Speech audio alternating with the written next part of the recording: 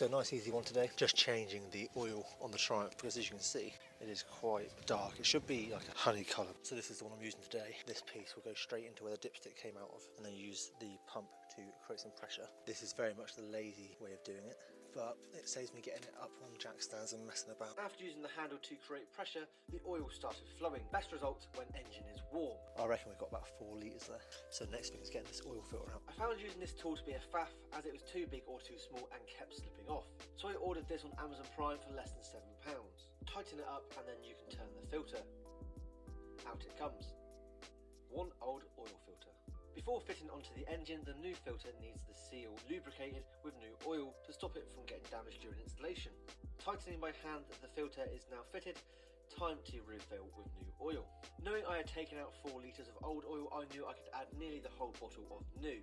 Oil cap off and oil in. Clean the oil cap off and screw that back on.